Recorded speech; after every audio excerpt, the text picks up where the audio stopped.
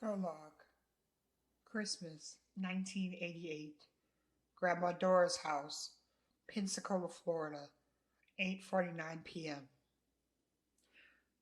The night I was born was anything other than normal or average.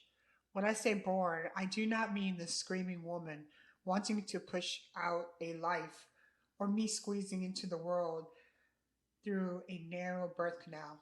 No, I mean the birth of the Tae Marie I would be for the rest of my life. The Tae Marie that was curated and cultivated by the Grinch, that is my mother. Incidentally, it was also the night she broke my daddy's heart.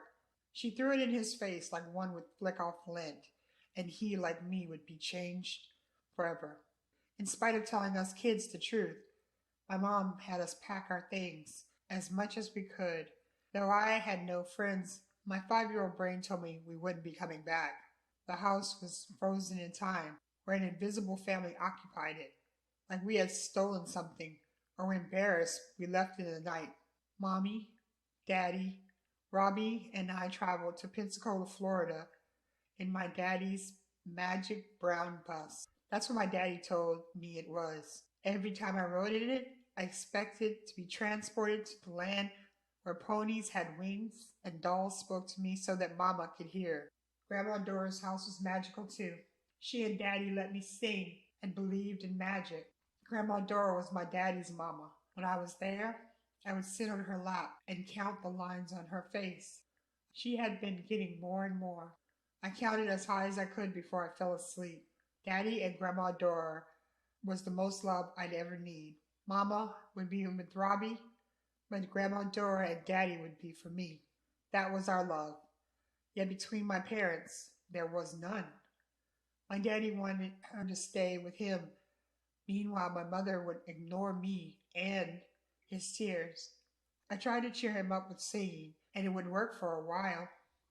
That night, after the excitement of the day, my 6-year-old brother Robbie, Grandma Dora, and I watched Christmas cartoons like Frosty the Snowman in her living room. Grandma gave us each an orange, and mine was so sweet. Alternating between eating a sugary slice, I licked my sticky fingers. Tay Marie, don't lick your fingers, girl, Grandma said, but she was smiling. I giggled and got up and ran to her. She picked me up and put me on her lap. I snuggled in her arms while she kissed the top of my head. Grandma's perfume always reminded me of her rose garden. I closed my eyes while sighing. You don't care about nobody but your damn self, Imogene. When you gonna care about your kids? When you gonna care about me? It came from Daddy. I looked into Grandma Dora's brown eyes. She smiled, but those eyes were filled with unshed tears.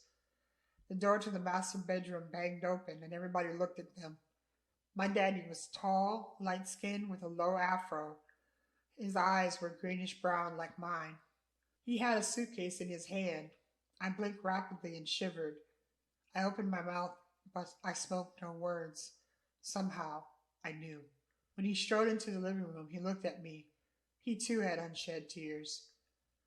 Mama stomped out to confront my daddy. I cook. I clean. I take care of this house. Mama was shorter than my daddy. Her skin was darker like Robbie. Mama never smiled unless she was with my brother. With Daddy and me, her face was tight, like she constantly bit into a lemon rind. Woman, this is my mama's house. She cooks. She cleans. You drink and hang out in the clubs. Are you still mad at me because the one time with Jonathan? Silence. Daddy shook his head like Mama was being disobedient. Don't, woman. Don't say his name.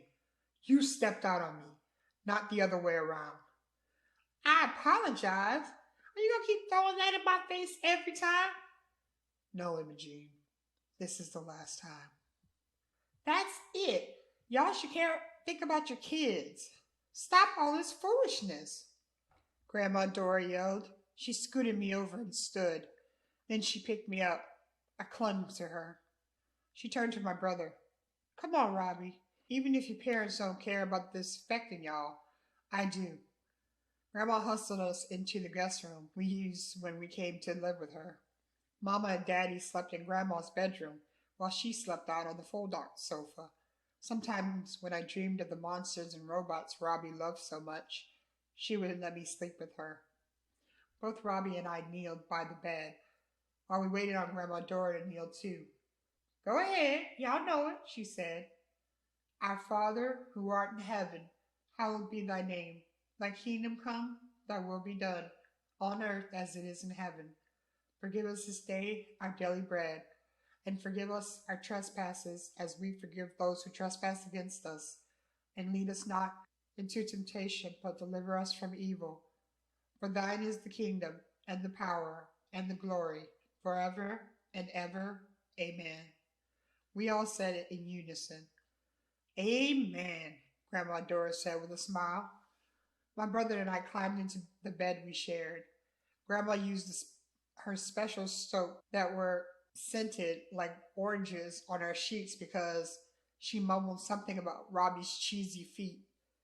Grandma pulled a chair up to the bed and smiled at us. What y'all children want to hear tonight?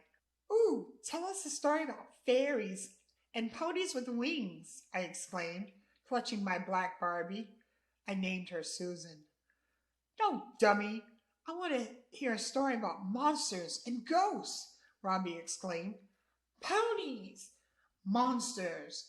Grandma held up her hands. All right, all right. There's enough fighting in this house. I'll tell y'all a true love story. Ah, no. Love? Gross, Robbie exclaimed, crossing his arms and poking out his bottom lip. This is a story about your parents. When my son was young, he ate, slept, and dreamed music. I paid for him to have piano lessons. That boy was smart as a whip with that piano. I encouraged him to play for the church, but the truth is, he wanted to play jazz. Everyone raved about his playing and his voice. He attended Morehouse University in Atlanta.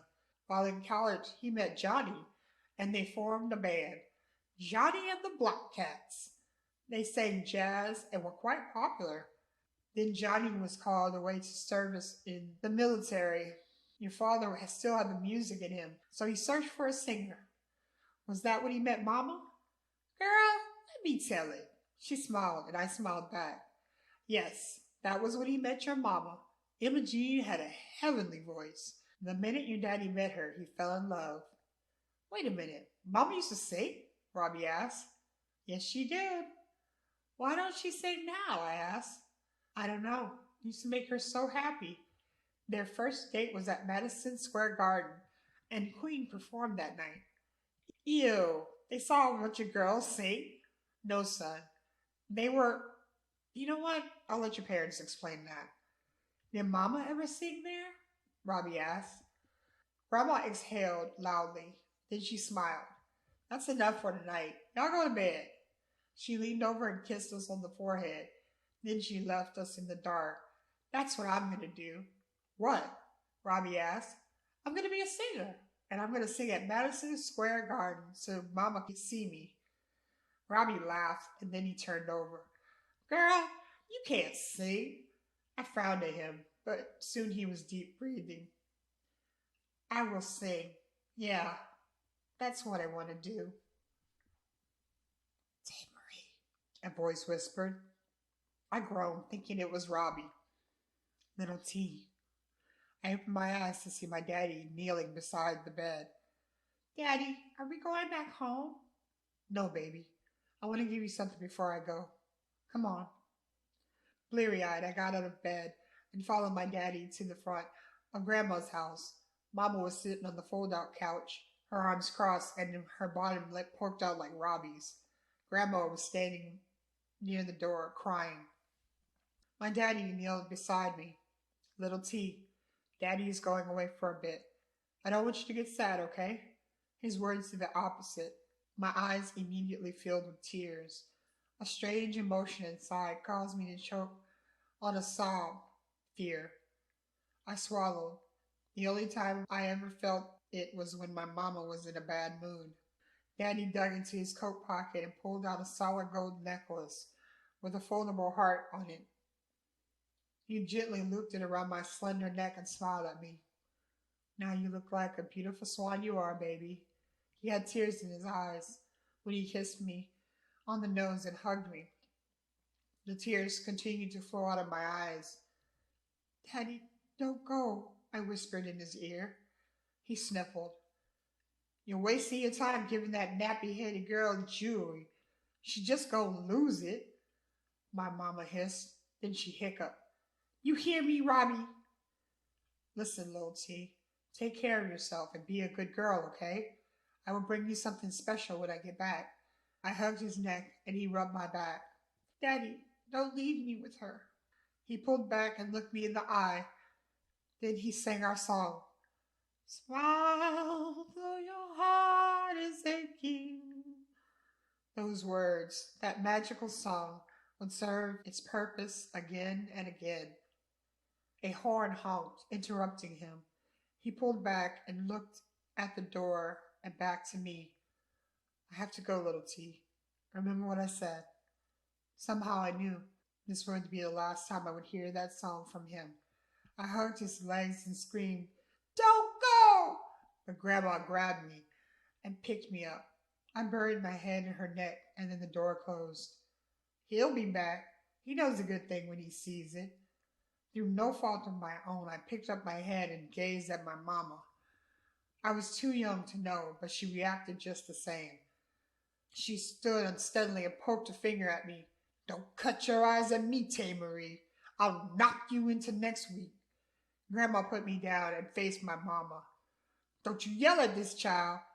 She just lost her father, and you won't be hitting any children in this house, especially her. Dora, don't butt into my business. This is my child. She turned her attention to me. Give me that necklace. She held out her hand. I don't know why, but I yelled, No! Her eyes bugged out of her head. Have you lost your mind? Don't talk back to me, little girl. I said, give it here. She grabbed it, about to snatch it off, but I bit her. Ow! You little brat! She raised her hand and I stomped on her foot. Ow! I pushed past her and ran through the house, headed to the back door. Tay! Wait, child! Grandma Dora yelled. It was likely she was the one behind me, but I didn't stop. This was the last memory I have of my daddy. His time with us, his singing, all faded in my mind. But this I held on to because when those faded, I feared he would fade too. My mother had always hated me, but it was this day that cemented that thought into fact. The daughter of the man she lost because of her own selfish, hate-filled nature. It was the beginning of her end and my ascension to all that was good in the world she didn't love.